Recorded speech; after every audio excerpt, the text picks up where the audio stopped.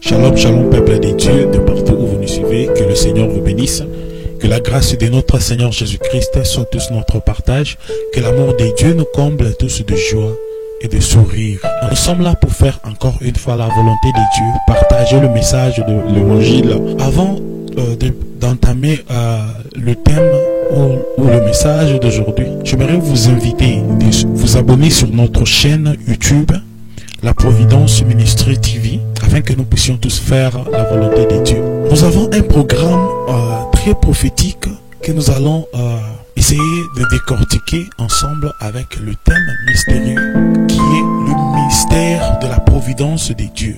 Le mystère de la providence de Dieu. Nous aurons à parler sur le mystère de la providence de Dieu avec beaucoup de points à l'intérieur. C'est un grand thème que peut nous prendre vraiment du temps, mais j'aimerais que nous puissions le partager ensemble. Vous aurez à suivre sur cette chaîne le mystère de la providence de Dieu. Ce qui est dans la réserve de Dieu, ce que Dieu a réservé pour ta vie. Je te signale déjà bien avant que dans la réserve de Dieu, il y a encore une bénédiction disponible pour toi. Dans la réserve de Dieu, il y a encore ce que ton cœur désire. Dans la réserve de Dieu, il y a encore le pardon et le pouvoir sur tes péchés.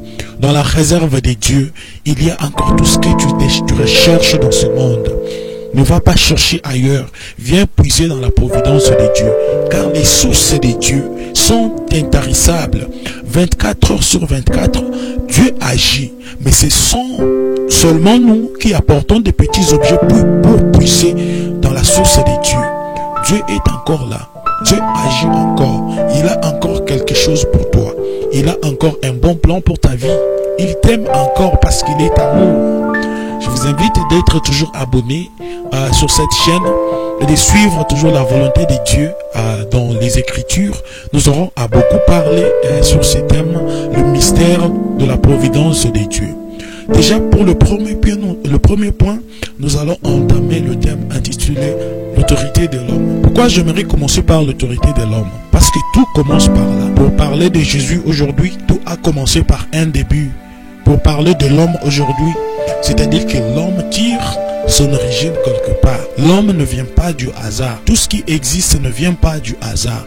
Cela prouve qu'il y a été un commencement. Et lorsqu'il y a été un commencement, c'est-à-dire qu'il y a aussi été un personnage qui a commencé avec le commencement. Mais au temps du commencement, ou avant le commencement, il y a eu aussi un temps. Donc il y a aussi eu quelqu'un qui a vécu avant le commencement, dans l'éternité, pour être très précis. Donc celui qui a vécu dans l'éternité a voulu qu'il y ait aussi un commencement, qu'il y ait des choses nouvelles. Lorsqu'on parle du commencement, on voit quelque chose de nouvelle qui commence, une nouvelle vie qui est en train de croître. Lorsque nous voulons parler du commencement plus profondément, nous voulons définir le commencement comme le point de départ d'une vie. Nous allons lire dans Genèse chapitre 1er, commençons par le verset 1er. La Bible dit: au commencement, Dieu créa les cieux et la terre. La terre était informe et vide. Il y avait des ténèbres sur la surface de l'abîme et l'Esprit de Dieu se mouvait au-dessus des eaux. Ça, c'était au commencement, avant toute chose, avant que la création soit faite. Le commencement, l'Esprit de Dieu se mouvait au-dessus des cieux. La Bible dit Dieu créa les cieux et la terre. Mais la Bible dit que la terre était informe et vide. Donc la terre n'avait pas de forme. Mais si on veut parler des cieux, la Bible n'a pas parlé ou décrit les cieux comme les cieux étaient aussi informes et vides. Mais la Bible touche directement la terre pour décrire comment la terre était. La terre était informe et vide. Il y avait des ténèbres sur toute la surface de la terre. Et la Bible dit avec précision que l'Esprit de Dieu se mouvait au-dessus des eaux. Ça, c'était juste le commencement. Dieu a créé les cieux et la terre. Nous voyons la position de la terre. Nous allons parler sur l'autorité de l'homme. L'homme, c'est une créature de Dieu que Dieu a créée au 6e jour de sa création. La Bible dit, au verset 2 de Genèse, la terre était informe et vide, il y avait des ténèbres sur la surface de l'abîme. L'Esprit de Dieu se mouvait au-dessus des eaux. Au verset 3, la Bible dit que la lumière soit, et la lumière fut. Dieu vit que la lumière était bonne, et Dieu sépara la lumière d'avec les ténèbres. J'aimerais que vous puissiez comprendre très bien ici, au commencement. Qu'est-ce qui s'est passé? Dieu a commencé par créer la nature. Créer la nature, créer quelque chose, c'est-à-dire c'est quelque chose qui a d'abord existé en l'esprit avant de la faire paraître aux yeux de tout le monde. Dieu avait déjà l'image du monde dans son esprit. Il avait l'idée de ce qu'il voulait faire. C'est pourquoi quand il créa la lumière, il vit que la lumière était bonne. Alors il séparera la lumière avec les ténèbres. C'est-à-dire qu'au moment où il créait la lumière, il l'avait mélangée avec les ténèbres. Mais il vit que la lumière était bonne que les ténèbres. Dieu a choisi de séparer la lumière avec les ténèbres. J'étais juste en train de parler un peu du commencement pour donner la lumière de ce que nous allons parler sur. Je crois notre thème est tiré dans Genèse chapitre 1er, le verset 26. J'aimerais que nous lisions Genèse chapitre 1er, le verset 26. La Bible elle dit: puis Dieu dit, faisons l'homme à notre image, selon notre ressemblance, et qu'il domine sur le poisson de la mer, sur les oiseaux du ciel, sur le bétail, sur toute la terre, et sur tous les reptiles qui rampent sur la terre. Le verset 27. Dieu créa l'homme à son image, il le créa à l'image de Dieu. Il créa l'homme et la femme. Le verset 28. Dieu les bénit et dit, soyez féconds, multipliez, remplissez la terre et la sujettissez et dominez sur les poissons de la mer, sur les oiseaux du ciel, sur tout animal qui se met sur la terre. Vous pouvez aussi lire le verset 29 et le 30e verset pour mieux comprendre. Ici, Dieu, dans l'image de Dieu, au commencement, avant toute chose, avant que Dieu puisse commencer à créer, il avait déjà l'image de l'homme. C'est pourquoi il dit, faisons l'homme à notre image, selon notre ressemblance, afin qu'il domine. L'homme avait été créé avec une seule mission, de dominer. Mais la Bible décrit la qualité de l'homme qui devait dominer. La Bible dit qu'il soit fait à notre image, qu'il nous ressemble. Dieu dit qu'il soit comme moi et qu'il domine. Dieu, c'est une divinité, c'est une autorité. Il prend son autorité et il le donne à l'homme. Je vais parler de l'autorité. Je dirais que l'autorité, c'est le pouvoir de la domination. C'est avoir un mot sur les autres, dans le sens physique. Nous pouvons voir l'autorité d'un pays, le président d'un pays. Prenons l'exemple de l'Amérique, qui se dit grande puissance dans ce monde. Nous voyons le monopole que le président américain a à dire sur d'autres pays. C'est ça l'autorité. Dans le sens spirituel, c'est la force, la puissance de Dieu dans l'homme. C'est ce que nous appelons l'autorité de Dieu.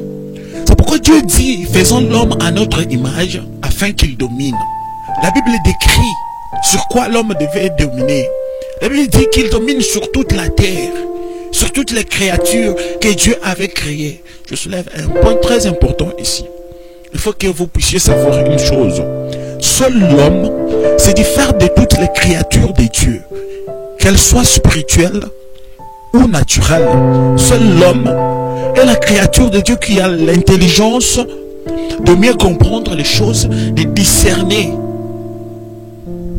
Le cerveau humain, c'est le cerveau qui est plus fort que le cerveau des animaux, que le cerveau même des esprits impurs. L'homme avait cette capacité-là parce que Dieu lui avait donné l'autorité de gouverner, de dominer, de régner sur toutes choses. Dieu lui avait donné le monopole de parler. Adam était autoritaire. Il était celui qui représentait Dieu sur la terre. Dieu n'avait pas créé Adam pour qu'il soit soumis à une autre autorité.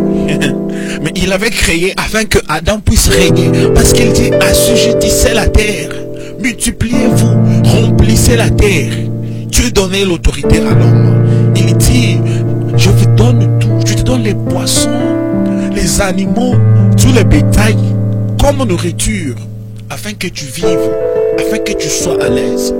Dieu avait donné tout, une vie abondante à Adam. Mais un jour, la situation a changé. Le serpent était le plus rusé de tous les animaux que Dieu avait créés. Vous savez, avant de parler d'un fait dans la Bible commence par l'origine. J'aimerais que nous puissions lire Genèse chapitre 3. Commençons par le premier verset. Nous allons chuter, je crois, jusqu'au 15e.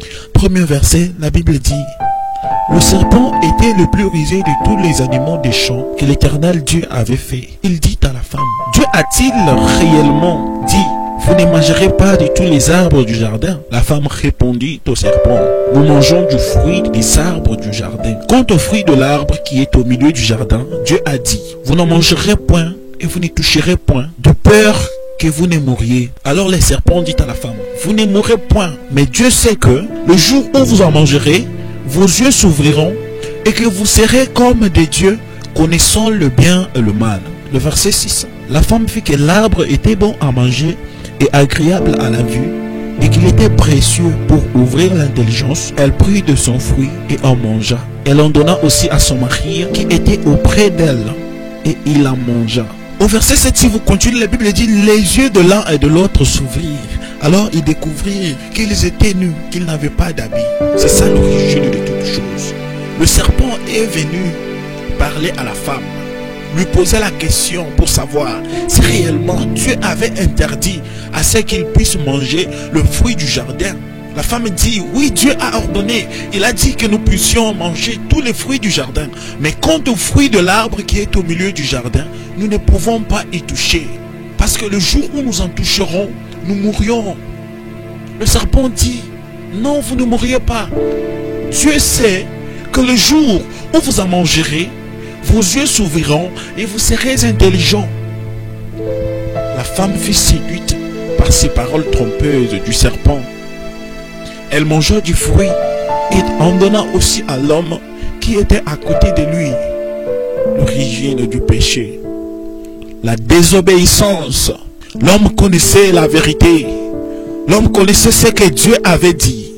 L'homme connaissait quel était le commandement suprême de la loi de Dieu. Et il ne savait pas comment discerner les signes de son temps en ce temps-là. L'alliance a été brisée. Aujourd'hui, nous échouons dans la vie parce que notre alliance avec Dieu n'est pas bonne. Quand l'alliance est brisée, c'est-à-dire que les fondements sont renversés. Quand nous rentrons dans Psaume chapitre 11, le verset 3, David dit: quand les fondements sont renversés, le juste, que fera-t-il? Parce que l'alliance est brisée. Lorsqu'on parle de fondement, nous voyons c'est l'alliance. L'alliance, c'est le fondement. C'est ce qui est la base de toutes choses. Ce qui nous unit à Christ, ce qui nous rend forts spirituellement, ce n'est pas notre capacité de prier, mais c'est l'alliance avec Jésus-Christ. Plusieurs échouent aujourd'hui parce que l'alliance n'est pas bien encadrée. Si j'aimerais parler de l'alliance, l'alliance c'est la protection. Ce sont les accords entre deux personnes qui se sont assis l'un face à l'autre pour signer des accords de paix, de tranquillité et de stabilité. C'est l'alliance qui nous permet de nous situer dans le temps et dans l'espace. Quand les liens de l'alliance sont forts, nous sommes protégés. Mais quand l'alliance avec Dieu n'est pas forte, nous ne sommes pas protégés. Parce que seule l'alliance nous protège. Parce que lorsque le mal veut nous arriver, Dieu regarde notre alliance avec lui et il nous préserve du mal. Mais quand les fondements sont renversés, que fera le juste? Adam est tombé dans le péché. Adam a mangé du fruit avec la connaissance de la vérité. Vous savez, Dieu a créé la nature pour nous bénir. La nature nous bénit. La nature bénit l'homme. Mais l'homme détruit la nature. La nature est bonne, mais l'homme détruit la nature. Elle a été créée pour nous bénir, pour nous faire du bien. Mais nous, à notre tour, nous détruisons la nature. Nous maudissons la nature par nos actes.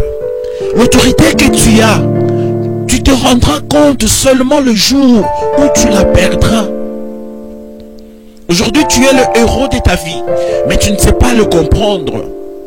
Quand Jésus venait sur Jérusalem, il pleurait et disait: oh Jérusalem, si seulement tu savais le temps où tu as été visité.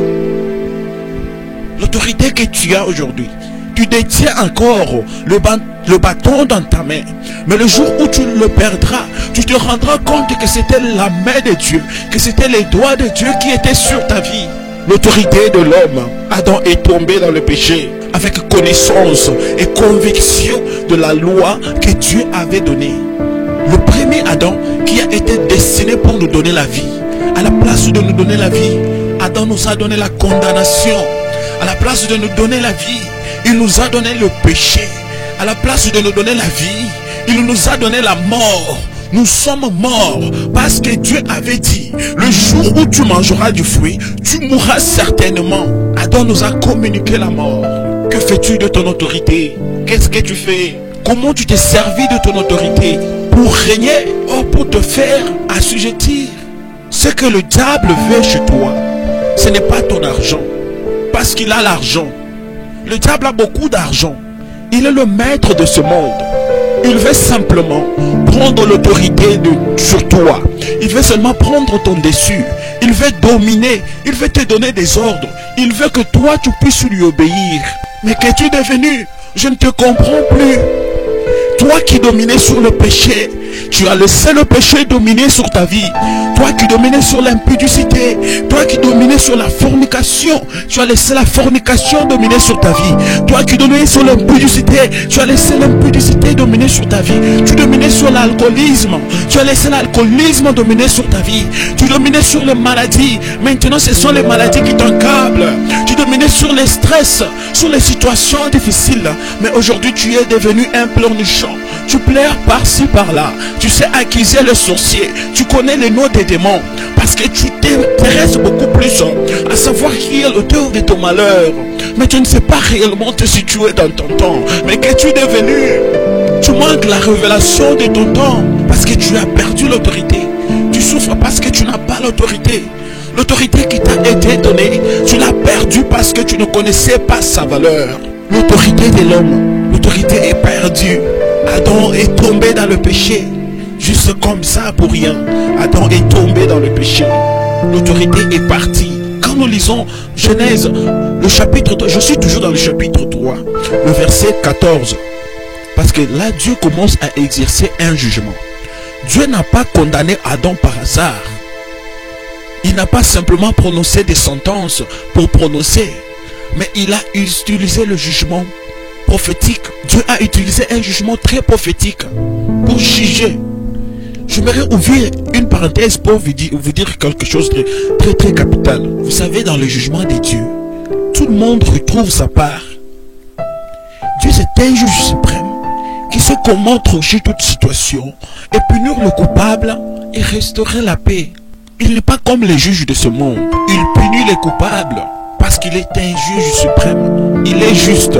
Quand nous lisons le verset 14 de Genèse 3, la Bible dit, l'Éternel dit au serpent, puisque tu as fait cela, tu seras maudit entre le bétail et entre tous les animaux des champs. Tu marcheras sur ton ventre, tu mangeras de la poussière tous les jours de ta vie.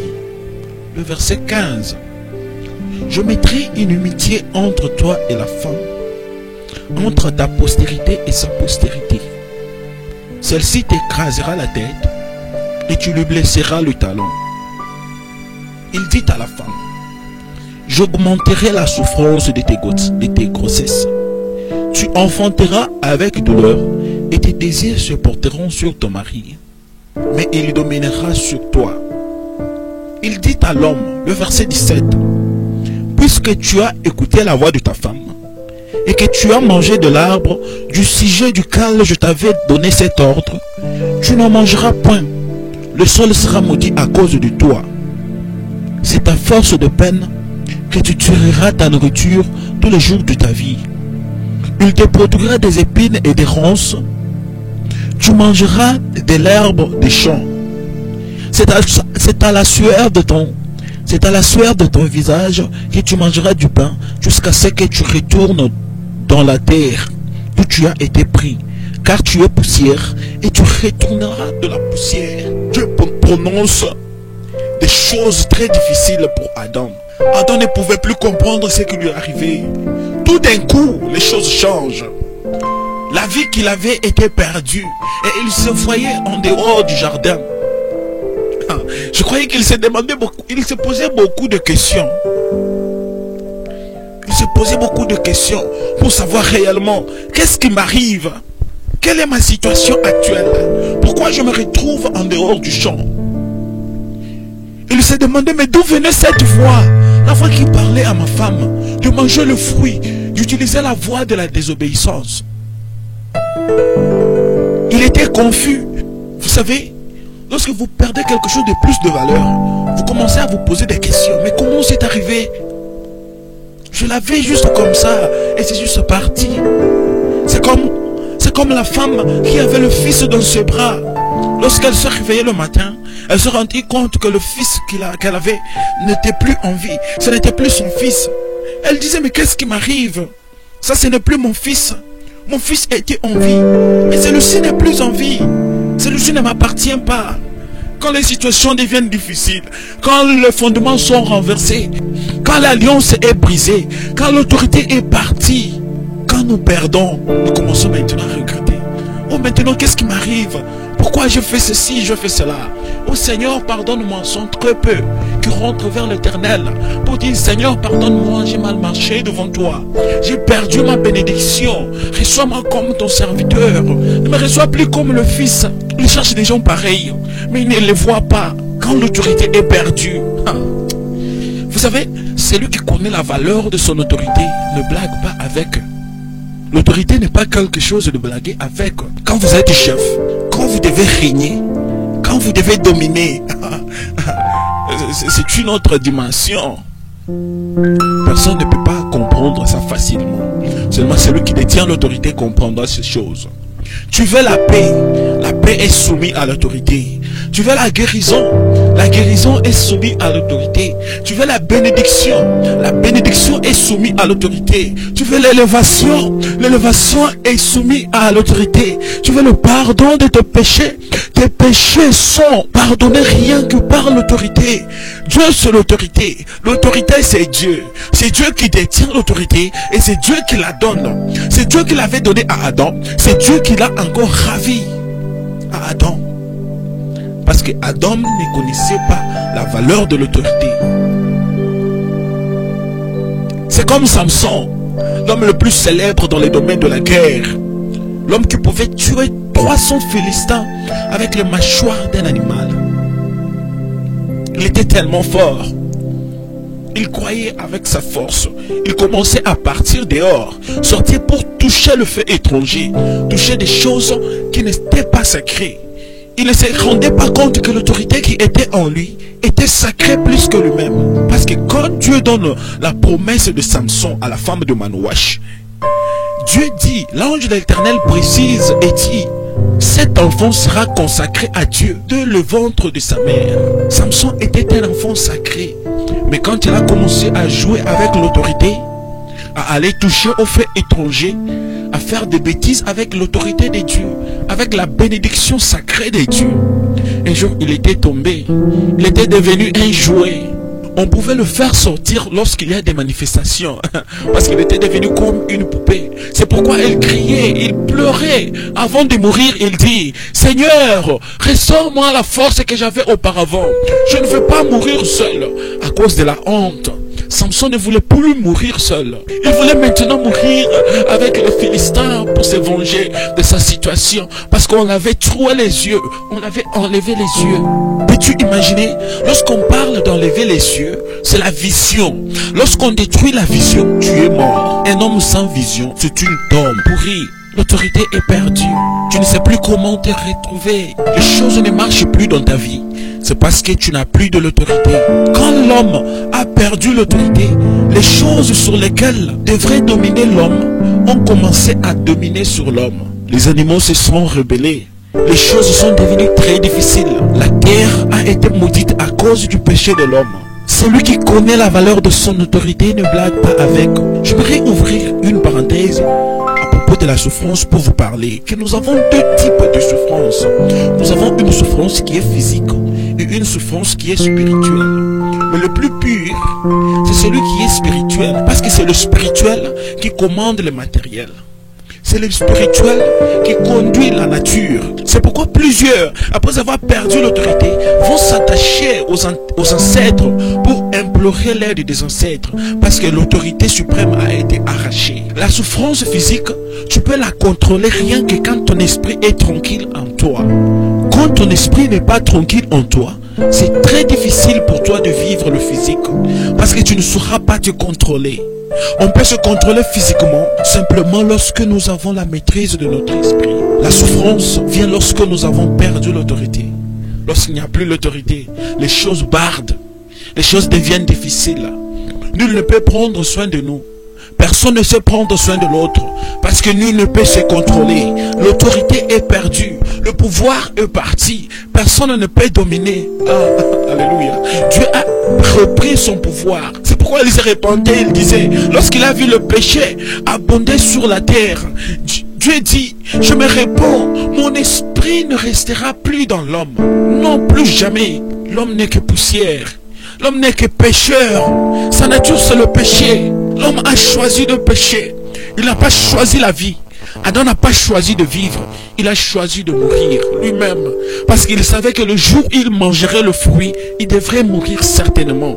Parce que Dieu avait mieux précisé. Et si nous voulons rentrer au verset 14, j'aimerais toucher quelque chose de très important ici. Quand Dieu a prononcé la sentence sur les serpents, sur la femme et sur l'homme, au verset 14, la Bible dit, Dieu dit, puisque tu as fait cela, tu seras maudit entre tout le bétail et entre tous les animaux des champs. Je mettrai inimitié entre toi et la femme, entre ta postérité et sa postérité. Celle-ci t'écrasera la tête et tu la mordras au talon. La Bible annonce le prophétique sur ce passage.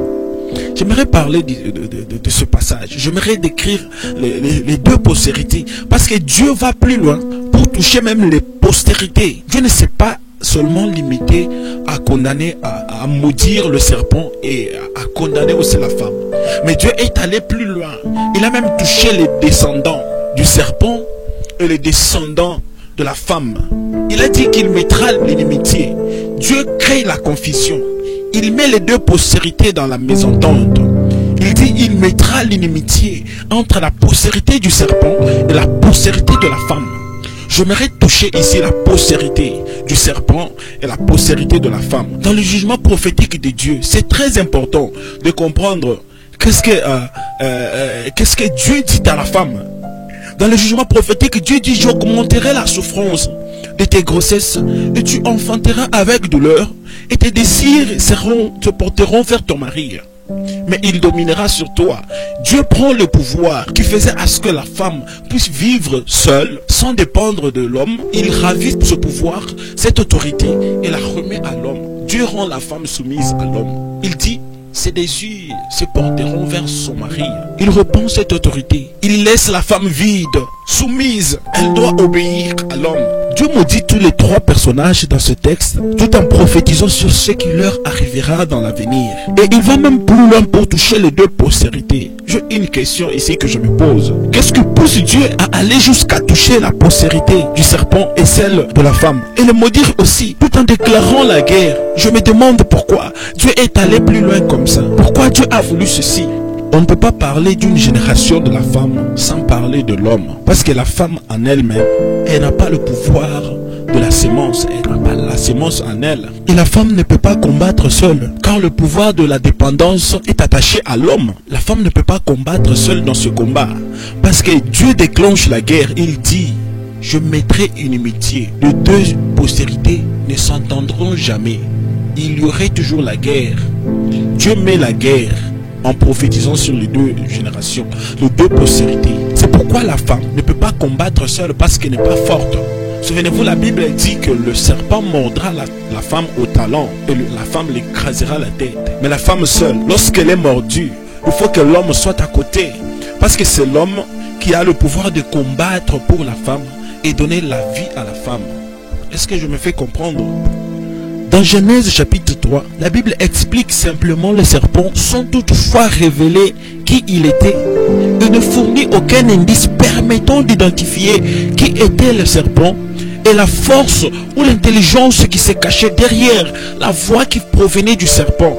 Ce chapitre assimile l'instigateur de la désobéissance d'Adam et de Ève au serpent. Le chapitre 3. Il ne veut pas identifier clairement là-bas qui était derrière la voix qui provenait vers le serpent. Parce que l'homme était là. L'homme n'a jamais entendu une voix sortir d'un animal. Parce qu'auparavant, avant ce jour-là, le jour où le serpent est venu tenter la femme, l'homme n'a jamais entendu Dieu lui parler à l'intermédiaire d'un animal. Dieu venait visiter l'homme tous les jours le soir, parler avec l'homme. Mais l'homme ne savait pas discerner les signes de son temps à cette époque-là. C'était tellement difficile pour cette première partie.